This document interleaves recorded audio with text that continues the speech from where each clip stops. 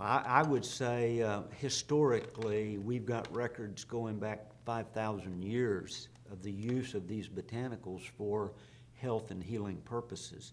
And we didn't know at that time about the chemistry. We just knew that if certain plants did certain things for certain diseases and health conditions. So this is an ancient inherent science built in to the plant and the botany of the plant. We've all heard the saying, an apple a day keeps the doctor away. Those kind of sayings have always been there. We just didn't have the science to back them up. But always eating fruits and vegetables as close to the growth point as possible is always going to be beneficial to the body. And that's what we've tried to do with all these products. Keep them in a form where all those phytonutrients are intact and stable, and get them to the people wherever they're at a cost-effective manner. Phytochemical, phyto comes from plant, and obviously we're talking about molecular structures, so they're chemicals. These are very helpful chemicals, not detrimental chemicals.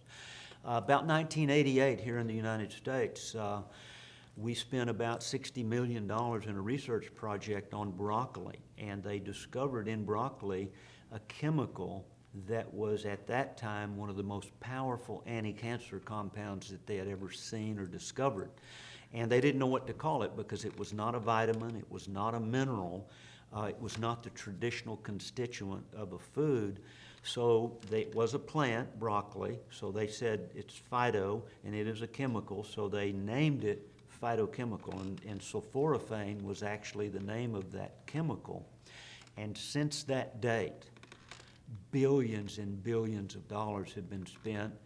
Hundreds of thousands of PhD scientists have researched this field, and as of last week, there's well over 450,000 research papers that have been published worldwide on the effect of these incredible phytochemicals and how they impact human health.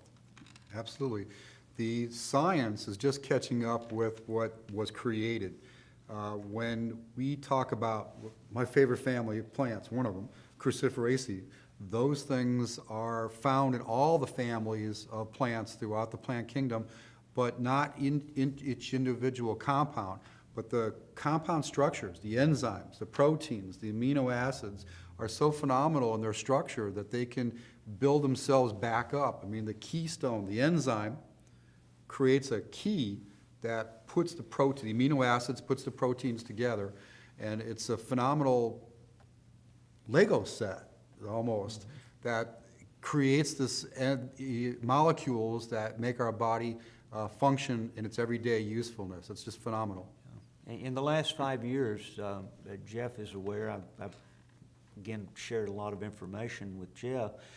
In the last 5 years, they've discovered that some of the constituents of these botanicals act as signaling molecules. Mm-hmm. So those are not antioxidants, and they're not stimulants for just what we would think is a dietary deficiency. They are actually signaling our system to regulate itself in a normal, upregulated fashion.